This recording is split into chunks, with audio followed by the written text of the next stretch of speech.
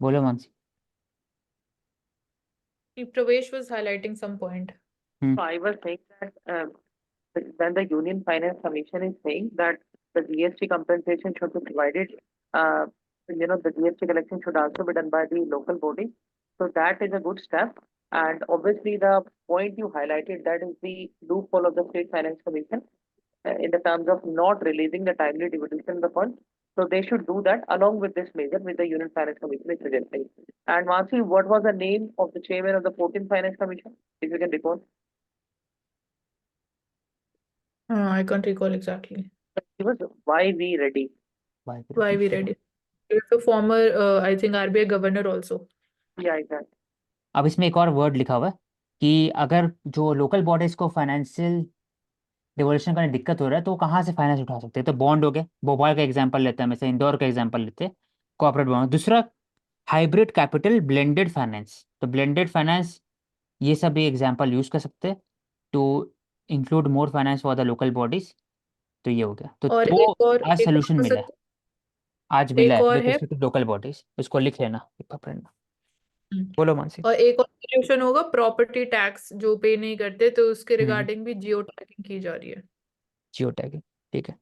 ये सब तीन एग्जांपल ले लेना। अब Gujarat moves towards forging stronger business type with Japan and Singapore. Singapore क्यों इंपॉर्टेंट है प्रवेश, जल्दी से बताओ। इंडिया के लिए नहीं पता तब भी। मतलब हमारा डायस्पोरा वहाँ पे काम करता है। हाँ और मलक्का स्ट्रेट रीजन में सिंगापुर की हाँ, एग्जैक्ट लोकेशन। महाराष्ट्र स्टेट में है तो एक तरह के हेल्पिंग करेगा शिपिंग इंडस्ट्रीज में। फिर फाइनेंशियल हब है Singapore, east east Asia, Hong Kong, Singapore etcetera. तो उसमें हेल्प होता है, इन्वेस्टमेंट आता है, एफडीआई आता है। तो वो सब बात कर सकते हैं। उसका मॉडल जो और वो अर्बन डेवलपमेंट का मॉडल टैक्स है वो भी इसको कहीं कहीं इंक्लूड कर सकते हैं। फिर जो मतलब अपना, 20 हाँ बोलो। या 23% FDI सिंगापुर से आता है इंडिया का। सेमीकंडक्टर एम्बिशन कोई बात करते हैं यहाँ पर, ग्लोबल फाइनेंशियल सर्वे एक्टिविटीज आ गया ना यहाँ पर। आ गया comprehensive development to Singapore, narrative Gujarat, green growth, विकसित भारत। ये सब वर्ड को ले सकते हैं क्योंकि हर चीज स्टेट के साथ नहीं कर सकते ना, सोच सकते हैं। शिपिंग शिपिंग इंडस्ट्री से रिलेटेड भी सिंगापुर के अंदर है ना कुछ, हेडक्वार्टर है शिपिंग इंडस्ट्री का किसी चीज का। हाँ होगा, हाँ है। करुणा ये ले लो। The greatest injustices proceed from those who pursue excess, not by those who are driven by necessity. तो इसमें हम बेसिकली यही बात कर रहे हैं कि जो ज्यादा इंजस्टिस होती है वो उनके थ्रू होती है, that those who pursue access, मतलब जिनके पास अपनी नीड से ज्यादा वेल्थ है एंड उसके बाद भी वो और एक्सप्लॉयटेशन कर रहे हैं, रादर देन वो लोग जो कि नेसेसिटी से ड्रिवन है। फॉर एग्जांपल जिनको फूड शेल्टर भी नहीं है, हेल्थ केयर भी नहीं है, तो हम देखते हैं कि वो ज्यादा रिस्पॉन्सिबल होते हैं जो डेस्परेट होते हैं, बट रियलिटी में वो चीज नहीं होती। एग्जाम्पल इसमें इसका। हाँ। एग्जाम्पल इसमें हम ले सकते हैं जैसे अनरेगुलेटेड माइनिंग एक्टिविटीज जो होती है, तो उसमें हम ट्राइबल्स जो होते हैं उनको डिस्प्लेस कर देते हैं, और डिफॉरेस्टेशन भी होता है। इसके अलावा मतलब जो करप्ट पॉलिटिशियंस होते हैं, ब्राइबरी लेते हैं, तो उनका एग्जाम्पल भी हम देख सकते हैं। एग्जाम्पल नॉर्थ साउथ डिवाइड हो सकता है डायरेक्टली। डेवलप कंट्रीज का हम्म। जो कंट्रीब्यूशन टू क्लाइमेट चेंज और जो इंडिया और जो अंडर डेवलप कंट्रीज का कंट्रीब्यूशन टू क्लाइमेट चेंज। हम लोग का नेसेसिटी है, लेकिन ग्रेटेस्ट इनजस्टिस को तो कनाडा छोटा कंट्री है, कहता है छोटा कंट्री है, इतना यूज करता है, फिर हम लोग लेक्चर करते हैं। तो वही बात है, axes of the injustice.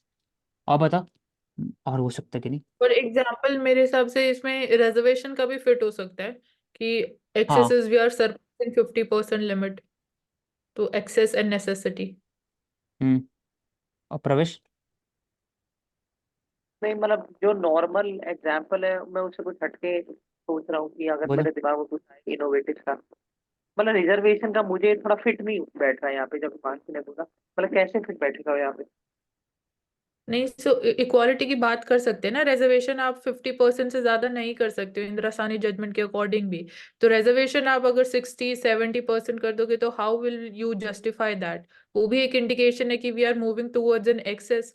Then what about the general class, उनका क्या होगा कंपटीशन की जब हम बात करते हैं? ठीक है, मतलब आप बोल सकते हो, मतलब ठीक है वो से किसमें, मतलब जो नॉर्मल एग्जांपल है वो तो हम बोल ही सकते हैं, कुछ डिफरेंट इसमें हम आए जैसे तो। तो पैंडेमिक के टाइम पे जो मेडिकल प्राइसेस थे सबके लिए अलग अलग हाँ, बेड नहीं ट्रू मिल रहे थे, ट्रू, तो भी डाल ये सकते। सही, हाँ, कि जिसके पास गरीबी था वो तो प्रॉब्लम में है ही, लेकिन इनजस्टिस वो कर रहे हैं जो on the spot exorbitant high medical devices या मेडिकल केयर में 20-20 लाख रुपया लग रहा था, हॉस्पिटल बेड्स का 10 लाख था, मतलब उस समय कोविड के समय में। तो इट वो ग्रेटेस्ट इनजस्टिस है जो जो कॉर्पोरेट सेक्टर थे उसमें। तो इंडिया इसलिए हमेशा बात करता है कंपलसरी लाइसेंसिंग का, जो मानसी बता सकती है, एवरग्रीनिंग को रोकने के लिए of the medicine, generic drug का बात करते हैं इसलिए। ये या उसी का दिया है, एवरग्रीन की भी बात कर सकते हैं। प्रताप भानु मेहता जी का दिया हुआ। Supreme court facilitate government new approach to of to Kashmir and leaves many question open. तो उसको ज़्यादा नहीं सोचना इस पर, आगे बढ़ सकते हैं। All that can be save COP28 ends, focus must be on global stocktake report. तो इसमें बात वही हुआ कि लास्ट में घूम फिर करके फेज आउट तो हट गया, फेज डाउन पे ही चर्चा हुआ, बात हुआ, ले चुके हैं। Most of the carbon dioxide is release from the power and process heat 43%, transport 20, manufacturing construction 18, और बाकी सब कम। तो $100 बिलियन ट्रांसफर चाहिए आपको मिटिगेशन करने के लिए, ये ओवरऑल बात है। 25% emission are from EU, China. India का तो बहुत कम है, 3% है मात्र। इंडिया का और पर कैपिटा कम है, तो ये ले लेना प्रेरणा एक बार। 1.8 टन पर कैपिटा, लेकिन एवरेज है 4.10 टन, 4.7 टन। और डेवलप कंट्री से कभी कभी 11-12 टन पर कैपिटा। तो ये यहाँ पे कोंगो की बात कर सकते हैं, मुझे बेसिकली कोंगो अफ्रीकन कॉन्टिनेंट का सेकंड लार्जेस्ट कंट्री है, कैपिटल है जायरे। और कोंगो नाम की एक सिटी होती है, कोंगो टाइट्रे। और ये जो कोंगो कंट्री है ये ईस्टर्न, सॉरी वेस्टर्न साइड में अफ्रीकन कॉन्टिनेंट की है। और आप बात कर सकते हो कोंगो रिवर भी है। हम्म और सबसे जो इम्पोर्टेंट प्रॉब्लम है कोंगो की वो है इंटरनल डिस्प्लेसमेंट, वायलेंस है, और एक्सट्रीम पॉवर्टी है, और माइनिंग एक्सप्लोइटेशन होता है बाय डेवलप्ड कंट्रीज। तो उस चीज के लिए जानी जाती है। Population around 112 million. हम्म। तो ये आर्टिकल है ना, सामने वाला आर्टिकल, इसको थोड़ा सा वन मिनट ढंग से बताते हैं। ये IR से रिलेटेड है, ये हिस्ट्री ऑफ कश्मीर से रिलेटेड है, और ये थोड़ा सा नैरेटिव पता होना चाहिए कि ओवरऑल कैसे हुआ। तो ये बात करते हैं स्टार्टिंग में कि 370 और 35 है, तो पता ही है। 370 स्पेशल स्टेटस हुआ, 35 हो गया कि परमानेंट सिटीजन कौन है, परमानेंट रेसिडेंट कौन है, उस पर बात होता है।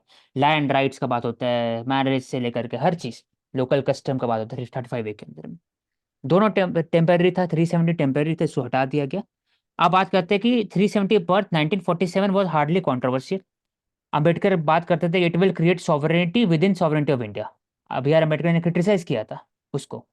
And former Gopala Swamy Iyengar undertook it, drafted because it will remove when time is ripe।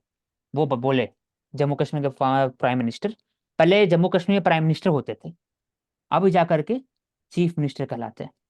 तो उन्होंने बताया फिर 1971 में इन्वेजन हुआ कश्मीर के अंदर में, और बहुत अफ्रीकन अफ्रीकन सॉरी अफगानी ट्राइबल्स को यूज़ किया गया। और शेख अब्दुल्ला जो प्राइम मिनिस्टर थे, his credibility after helping Indian army repel this attack, India mistaken UN reference fueled 370। UN के पास गए थे। और शेख अब्दुल्ला का जो रिलेशनशिप था, ये बेसिक नैरेटिव का बात हो रहा है, ठीक है। तो ये भाई को माइंड में पता होना चाहिए। शेख अब्दुल्ला का जो रिलेशनशिप था विद जवाहरलाल नेहरू, ये शेयर्ड, म्यूचुअली शेयर्ड था, और दोनों का अच्छा क्लोज दोस्ती था, क्योंकि Sheikh Abdullah belong to the Kashmiri Pandit जो कन्वर्ट हुए थे इस्लाम में, और जवाहरलाल नेहरू कश्मीरी पंडित थे, जो तो दोनों कश्मीरी पंडित का लेने के कारण उनका रिलेशनशिप अच्छा था। और दे म्यूचुअली डिसलाइक्ड जिना एज वेल एज महाराज। महाराज उनके डोगरा राजपूत थे वहां पर, इसलिए तो एक कास्ट का भी एक इशू था। तो इसी कारण नेहरू सपोर्ट करते थे शेख अब्दुल्ला को अगेंस्ट द महाराजा। तो जब ताकतवर हो गए शेख अब्दुल्ला तो उनको अरेस्ट कर लिया गया 1953 में, नेहरू के समय में, और उसको जेल में रखा गया था। तो फिर श्यामा प्रसाद मुखर्जी जो जनसंघ के एक लीडर थे 1950s के समय में, वो बात करते थे कि एक देश में दो संविधान, दो प्रधान, दो निशान नहीं चलेगा। तो उनको भी जेल में रखा गया था कलकत्ता कहीं पर, तो उनका फिर डेथ हो गया था।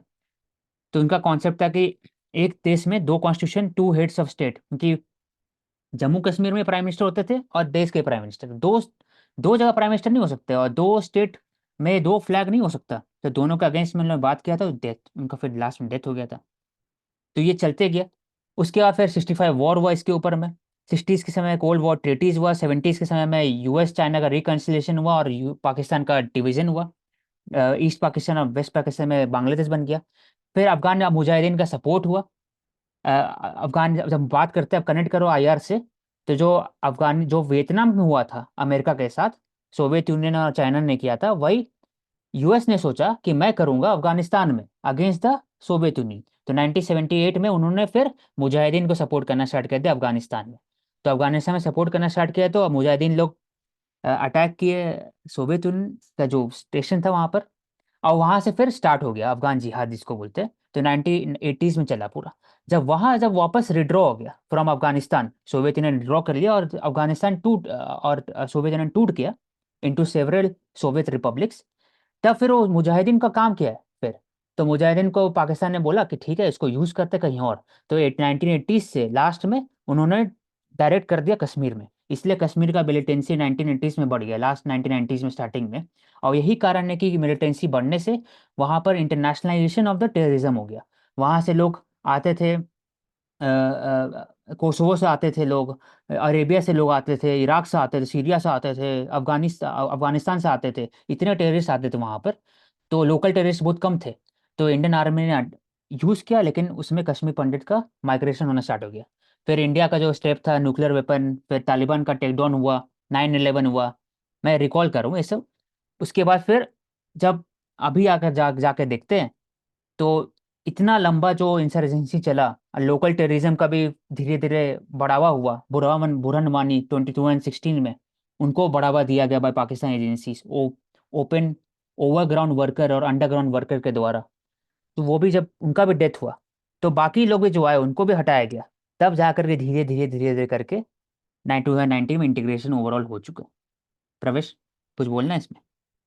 तो एक स्मॉल एरिया था जो बात करना था इस पर, नहीं, इंडिया आपने और। अच्छा सब। तो एक कनेक्शन है, मेनली वही बताना चाह रहा हूँ कि जो Soviet union, India, Russia, great game Afghanistan और कश्मीर, इसका कनेक्शन है। तो इंटरनेशनल रिलेशन में कनेक्शन होता है, कभी भी एक इवेंट अलग नहीं होता है, वो कनेक्टेड होता है हर एक इवेंट से। तो ये बात है। तो ऑपरेशन सर्चलाइट पहले बता दिए, 1971 genocide in Bangladesh, it was conducted by Pakistan army इन 24 मार्च। इसलिए कट ऑफ डेट जो भी कनेक्शन है तो 24 मार्च है 1971 आसाम अकॉर्ड में। शिमला अग्रीमेंट, वॉर हुआ, वॉर में इंडिया जीता तो शिमला अग्रीमेंट साइन हुआ।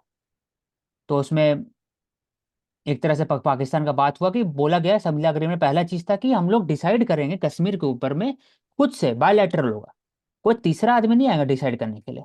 तो इसलिए इंडिया हमेशा जब भी कश्मीर का बात करता है पाकिस्तान के साथ, it is always about the Shimla agreement. उसके पहले क्या था कि इंडिया, जब विजय लक्ष्मी पंडित वो गए थी नेहरू के समय में, चले गए थे यूएनएससी सिक्योरिटी काउंसिल में, तो क्या हुआ कि इंटरनेशनल ऑफ द कश्मीर हो गया इशू। लेकिन अभी ऐसा नहीं हुआ। तो हमेशा भी बात करते हैं India with respect to the Shimla agreement. तो ये हमेशा याद रखना। Key aspect of the 370 verdict, D Y Chandrachud, justice Sanjiv Khanna, K Kaul, Suryakant, B R Gavai. Bommai judgment है क्या प्रवेश? शॉर्ट में वो बता दो फिर आगे बढ़ते हैं।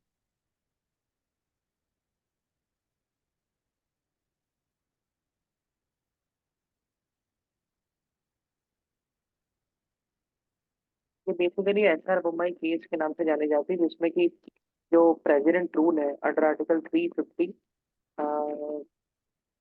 355 और 365, वो बेसिकली आप प्रेसिडेंट जो है उसको जुडिशियल रिव्यू से बाहर नहीं कर सकते और उसका रैम्पेट यूज नहीं कर सकते, तो उसको रोकने के लिए वो माई जजमेंट सुप्रीम कोर्ट ने दी। So यहाँ पे I would like to add up कि SR Bommai sir जो थे, he was the former chief minister of the state of Karnataka. So while he was on a foreign visit, तो पीछे से like it appeared कि horse trading के through या फिर जो उनकी current government थी, that lost majority. So while he was on a foreign trip, तो पीछे से no confidence motion introduce किया गया, ये बोला गया कि सरकार गिर जाएगी और नई सरकार आएगी. So इस पे सुप्रीम कोर्ट ने ये बोला कि one chance should be given to prove whether the government enjoys majority, whether the government enjoys confidence. So ये चीज बोली गई थी. So this was And all about where to ensure this confidence, Mansi? in the state assembly. Yeah, on the floor of the house. Exact word use होता है। ठीक है। 9 जज बेंच था एक तरह से। तो इसको बोल सकते हैं कि कॉन्स्टिट्यूशनल बेंच था क्योंकि 4 से ज्यादा जज है। ट्रूथ एंड कंसिलिएशन कमीशन ये होना चाहिए to investigate the reports on the violation of human rights by both state and non state actor. ये बहुत इंपॉर्टेंट होता है, ये अफ्रीका में अपार्थाइड के बाद भी हुआ था, ताकि ओवरऑल हम लोग बंद करें ऐसा इसको और आगे बढ़े अपनी जिंदगी में। तो हर जगह होता है सक्सेसफुल इन पास, वही बोले डेसमंड टूटू, साउथ अफ्रीका टीआरसी, फिर न्यूरमबर्ग ट्रायल्स जो पोस्ट नाजी के समय हुआ था। तो इसमें ट्रूथ और रिकंसिलिएशन क्यों, कि इसमें किसका इसका रोल है, स्टेट का रोल है इसमें, पाकिस्तान का इस्लामिस्ट का रोल है, टेररिज्म का रोल है, कश्मीर पंडित का माइग्रेशन का रोल है, लोकल कश्मीरी मुस्लिम का रोल है। तो हर का जो रोल है कुछ कुछ गलत है सही है, तो वो रिकंसिलिएशन होगा ओवरऑल, तब जाकर आगे बढ़ सकते हैं।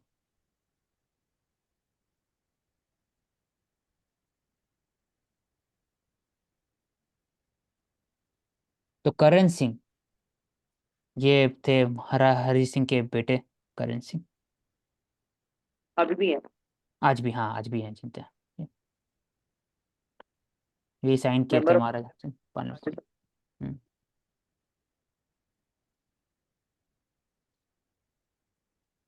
Dispute over oil rich territory, Guyana and Venezuela, the Brazil intervenes. Local सरदार है बांग्ला ब्राजील वहां पर, तो ऐसे ही होता है भाई। ओपीएस ओल्ड पेंशन स्कीम में अगर कोई स्टेट वापस जाएंगे तो ह्यूज बर्डन होगा, कुछ कुछ स्टेट में बहुत ज़्यादा है, 31% तो से लेकर के 40% तक ही है ओपीएस का कंट्रीब्यूशन स्टेट में।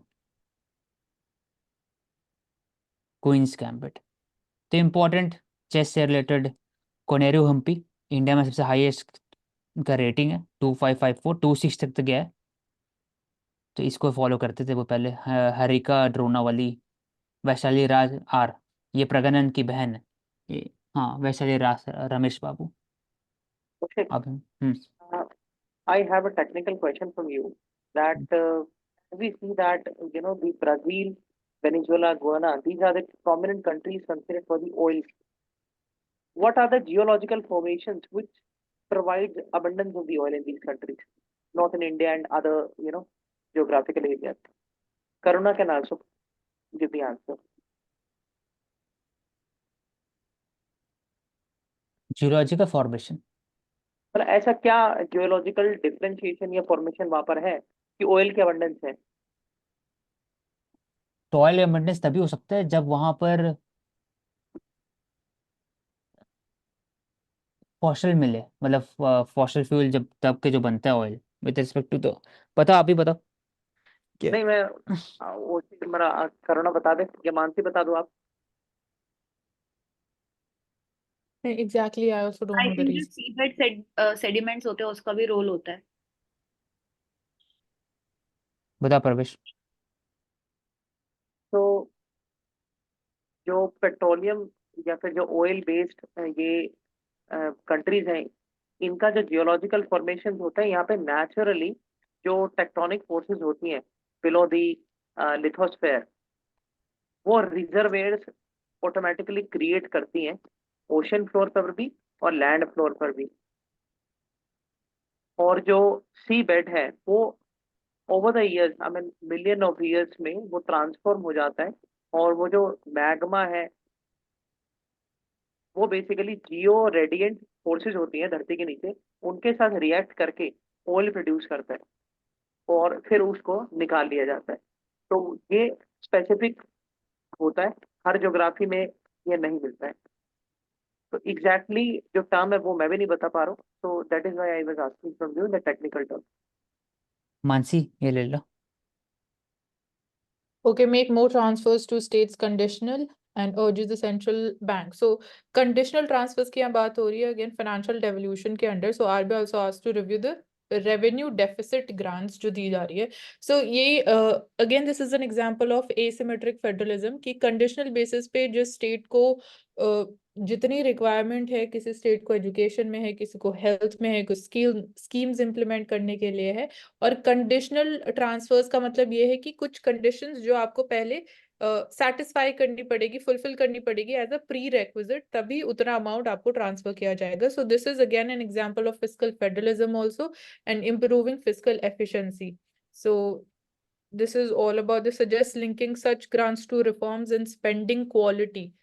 तो परफॉर्मेंस बेस्ड बजटिंग का भी एक एग्जांपल हम इसको बोल सकते हैं। ठीक है। तो मतलब कंडीशनल ट्रांसफर और मानसी क्या कैश में हो सकते हैं? हाँ, कंडीशनल ट्रांसफर्स मतलब पैसा ट्रांसफर करने की बात हो रही है ना, मतलब कैश में ट्रांसफर नहीं होगा। कैश में क्यों होगा when we are talking about digitalization? नहीं, कैश में भी होता है। आपने पहला सही बोला, कंडीशनल कैश ट्रांसफर भी होते हैं और डिजिटल ट्रांसफर भी होते हैं, तो दोनों ही होते हैं। ये वाले ले लो मानसी। WPI से न्यू इंडिया में इंडेक्स PPI। ओके, सो यहाँ पे road map for introducing the producer price index in India to replace the wholesale price index. तो होलसेल प्राइस इंडेक्स रिप्लेस करने की बात की जा रही है with the producer price index. And producer price index name से क्लियर है कि प्रोडक्शन एक्टिविटी या जो मैन्युफैक्चरिंग यूनिट्स है वहां पे जो प्राइसेस प्रिवेल करेगा उसको रिकॉर्ड किया जाएगा, जैसे होलसेल मार्केट्स होती है। तो this is the thing. And यहाँ पे आई थिंक और जो करंट बेस ईयर है that is 2011 and 12। And apart from this will मतलब और तो यहाँ डिटेल्स मेंशन नहीं एग्जैक्टली क्या कवर्ड होगा या कैसे ये डिफरेंट और बेटर होगा WPI से। तो इसमें एक चीज एक है। यहाँ पे एक डिफरेंस ये हो सकता है हाँ कि producer price index after the production जो वैल्यू एडिशन के बाद प्रोडक्ट और उसका प्राइस होगा वो रिकॉर्ड किया जाएगा। जैसे हम बोलते हैं एग्रीकल्चर सेक्टर में फार्म गेट प्राइसेस, तो यहाँ फैक्ट्री प्राइसेस या फैक्ट्री गेट प्राइसेस पे वी कैन से कि इंडेक्स वुड बी कैलकुलेटेड। और इसके दो स्पेसिफिक रीजन है कि WPI को क्यों हटाया जाएगा। तो WPI के अंदर सर्विसेज नहीं आती है, PPI के अंदर सर्विसेज आती है, पहली बात। और दूसरा ये कि जो WPI है उसके अंदर मल्टीपल काउंटिंग हो जाती है। मतलब आपने एग्जैक्टली टर्म यूज किया वैल्यू एडिशन, तो जितनी बार वैल्यू एडिशन होता है उतनी बार काउंटिंग हो जाती है। तो PPI के अंदर वो सिस्टम नहीं होगा। फाइनल प्रोडक्ट जब तक तैयार नहीं होगा, from the industrialist view and from the producer's view, it will not be counted. It will be counted only when it is made. तो ये दो रीजन। अब इसमें नेक्स्ट आर्टिकल बता रहा है कि regarding the global partnership on artificial intelligence summit, India is talking about consensus to regulate AI। तो रिप्रेजेंटेशन कहाँ से आया था? मेटा। मेटा जो फेसबुक, व्हाट्सएप, इंस्टाग्राम की कंपनी को बोलते हैं Meta. Google, Nvidia, IBM, Dell, Microsoft, पता होना चाहिए नाम, स्पेसिफिक सेक्टर। और एक और कीवर्ड है डिजिटल पब्लिक इंफ्रास्ट्रक्चर, तो डिस्कस किए थे। What is that?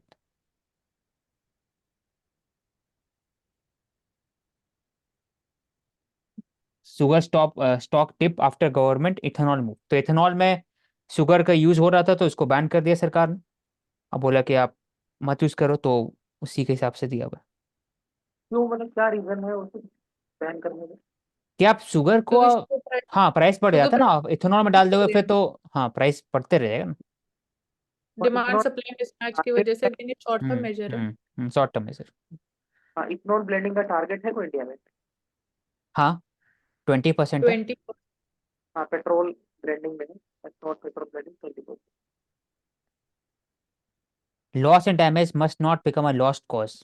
तो वही बात हो रहा है कि COP28 में भी फेज आउट का बात नहीं हुआ, लास्ट में फेज डाउन का बात हुआ। लॉस एंड डैमेज में भी फंडिंग चाहिए, तो उसके बारे में बात किया है कैसे फंडिंग लाए। 700 मिलियन सिर्फ अभी तक प्लेज हुआ है, 0.2% ऑफ क्वांटम नीडेड। तो कितना बहुत ज़्यादा चाहिए, तो सिर्फ बहुत इसमें बहुत कमी है। ट्रिलियंस ऑफ डॉलर में सिर्फ मिलियंस ऑफ डॉलर है, तो लॉस कॉज नहीं होगा। तो इसमें बात क्या क्या करना चाहिए, तो L&D फंड, इंडिया उसको फोकस करना चाहिए ग्लोबल साउथ के लिए। उसके बाद फिर अदर कंट्री से कोलैबोरेट करना चाहिए। फिर support from developing country as well develop countries, India को लेना चाहिए विद रिस्पेक्ट टू दैट। वही है बस उसमें। L&D फंड बोले तो मानते वही loss and damage fund. Loss and damage fund. Loss and damage climate change के द्वारा हुआ, उसको अब कैसे मिटिगेट करेगा, उसके लिए फंड। ये बात हो रहा है।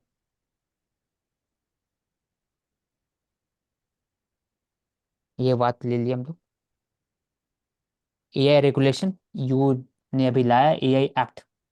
इसको देखा देखे बाकी कंट्रीज में भी आ सकता है, US, चाइना एक्सेट्रा।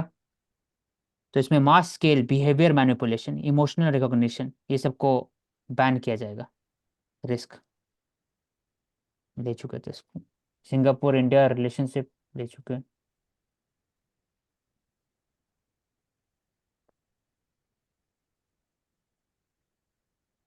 ये बता दे लास्ट।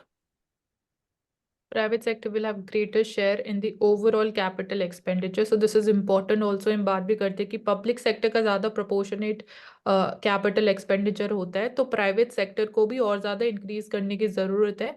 सो यहाँ पे ये बोला जा रहा है कि it will have, so it is important कि रूरल डिमांड में भी it is going to play an important role when we talk about कि how it impacts the fast moving consumer good industry. And ये बाकी examples हैं यहाँ पे, like K shaped recovery और प्रीमियमाइजेशन।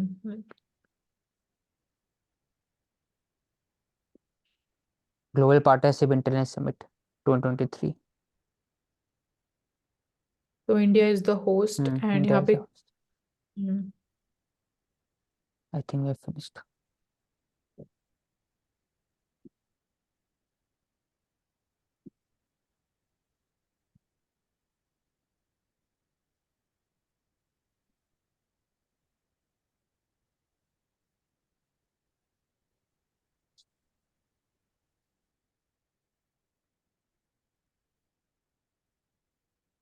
दिव्या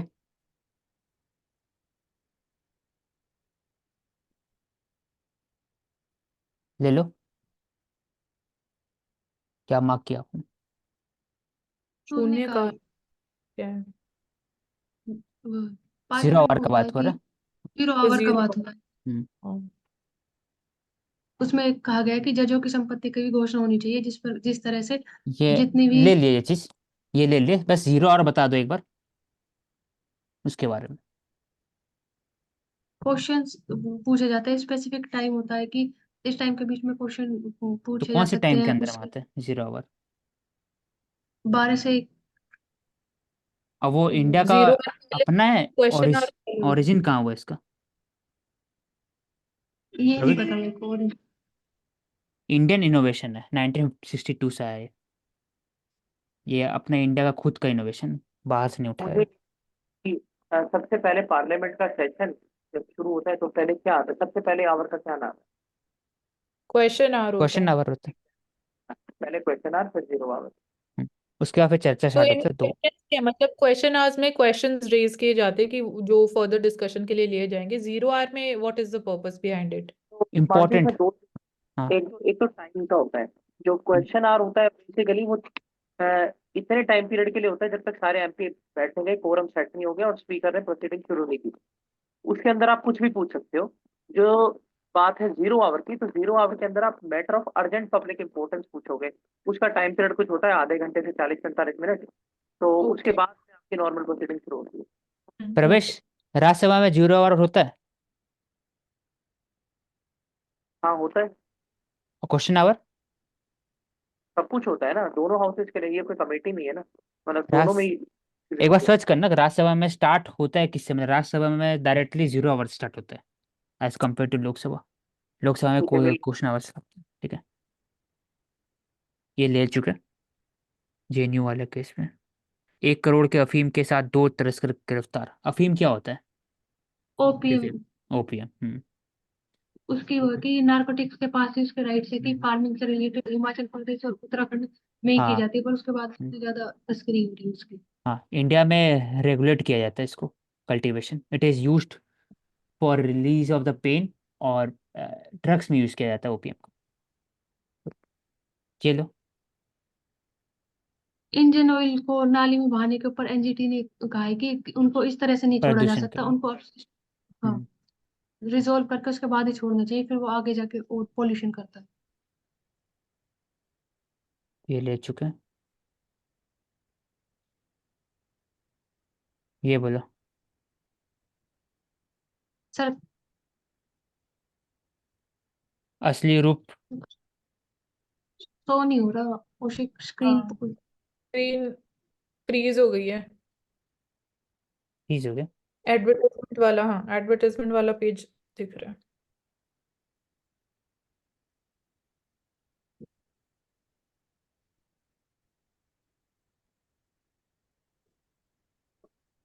ये ले लो। असली रूप, असली रूप तो गुणों से ही झलकता है। अपनी छाप गुणवान होकर ही डाली जा सकती है, रूपवान होकर नहीं। महात्मा गांधी जी की कोट है ये, कि अगर आपके अंदर गुण होगे तो उसी से ही आप रूपवान बनते हो, ना कि रूप से। एक्सटर्नल उस चीज फीचर्स को का बात दिखाने हो रहा से। है यहाँ पर, कि अंदर में जो गुण है लोग का, वो ज्यादा निखर के आता है रादर देन के एक्सटर्नल फीचर्स, फिजिकल अपीयरेंस, या वो रूपवान होकर नहीं। यहाँ पे हम फिर इंट्रिंसिक वैल्यू हाँ। और फेस हाँ। वैल्यू की बात कर सकते हैं। हाँ। हाँ, इंटरेस्टिंग वाली। वैल्यू और मतलब हाँ मोमेंट्री हो सकती है, फेस वैल्यू जो हाँ, सामने से फेस दिख। वैल्यू सामने दिखता है जो, वो हो सकता है। तो तो वही एग्जांपल इसको ले सकते हैं, तो सब में डाल सकते हैं। इसमें प्यार का डाल सकते हैं, इसमें फिर इंडिया का डाल सकते हैं एग्जांपल, कि जो दिखता है कि गरीब है इंडिया, लेकिन इंटरेंसिक वैल्यूज क्या है इंडिया का, तो वो बात कर सकते हैं। इसमें ये भी बोल सकते हैं कि डोंट जज a book by it's its cover. Cover. नहीं, ऐसा नहीं होता। अब क्या करें, वो विधि की विडम्बना है, हिंदी में बोले तो। मोदी पुतिन की दोस्ती, भारत रूस से रिश्तों का हम प्रभाव पड़ाव, ये बात कर चुके थे कि इंडिया और रशिया का स्थिरता क्यों है दोस्ती में। ये लो। ये है कि भूशरण जो जमीन जो फर्टिलिटी रेट उसका गिरता जा रहा है, उसकी वजह से कृषि में काफी नुकसान देखने के लिए मिलता है। कि अगर औसतन देखे तो अगर 104 रुपए की लागत हमें देखने के लिए मिलती है 1 हेक्टेयर के ऊपर, कि किस तरह से अलग अलग स्टेट्स में निरंतर भूक्षरण होता जा रहा है, जिसकी वजह से गुणवत्ता गिर रही है, और जिसका असर फसलों पर देखने के लिए मिलता है, जिनके कारण नुकसान होता है। उनको सही ठीक। किया जा सकता है।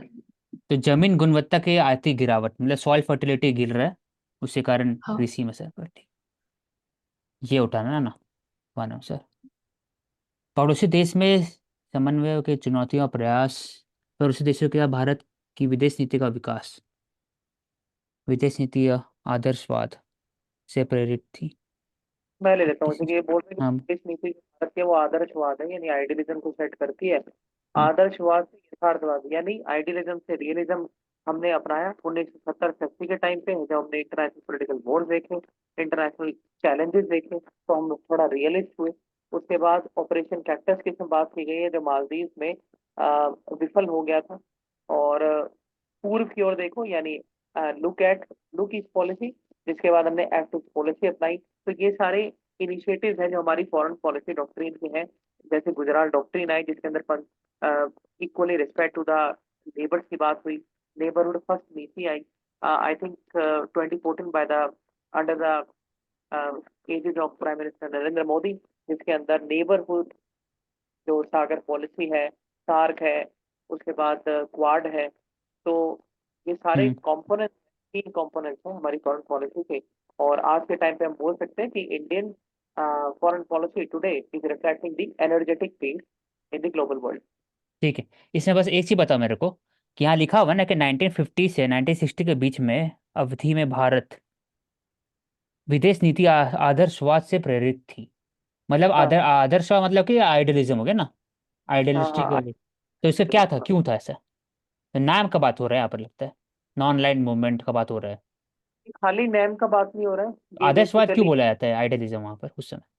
हाँ मैं बताता हूँ कि दो कारण थे। एक तो आपने सही बोला कि नेम, लेकिन वो इतना इम्पोर्टेंस नहीं है। मतलब दूसरा जो सबसे बड़ा फैक्टर है वो है कि हर किसी को आइडल देखना, ये इंडिया की सबसे बड़ी गलती थी। प्रोमिनेंट एग्जाम्पल है चाइना। चाइना को बेसिकली इंडिया ने अपना फ्रेंड माना, लेकिन जितनी भी इंटेलिजेंस थी उन्होंने भी, जो टॉप एशलॉन्स थे हमारे पॉलिटिकल सिस्टम के, उनको बताया कि जो चाइना है that can become an antithetical to the development of India. हमारी मिलिट्री रोबस के ऊपर हमने ध्यान नहीं दिया। हमने सोचा खाली प्रेम से और आदर्शों से इंटरनेशनल वर्ल्ड के अंदर टिका जा सकता है, लेकिन हमने देखा कि 1962 में we were defeated by the Chinese military. तो उसके बाद कहीं ना कहीं हमने मिलिट्री को भी रोबस किया, और हमने ये माना कि वर्ल्ड के अंदर कोई इंटरनेशनल जज नहीं है, तो हमें रियलिज्म की तरफ बढ़ना चाहिए। और इसीलिए हम यूज करते हैं the journey of India from idealism to real politics. ठीक है, तो आइडियलिज्म हो गया।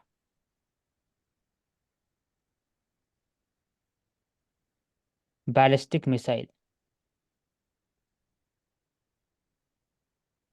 जलवायु संकट।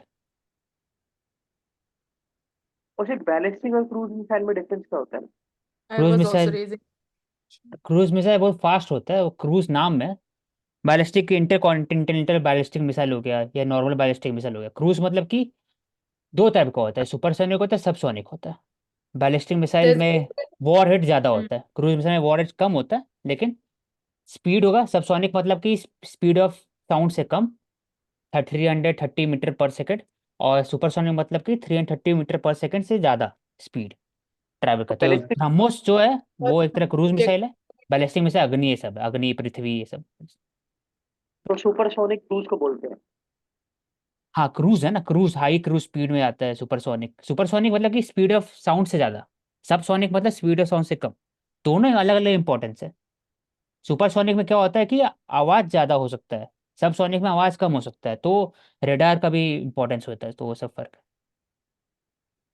और आई थिंक ट्रेजेक्ट्री में भी डिफरेंस होता है। बैलिस्टिक हाँ मिसाइल्स में जो हाँ, करेक्शन करेक्ट। ट्रेजेक्ट्री होती है, पीक पे जाते हैं, then it drops down. And cruise missile में it remains parallel to the surface of the earth, मतलब पैरेलली स्ट्रेट जाती है वो। हम्म। न्यूज पेपर ही चला गया। Less time is left. We can start with the new link.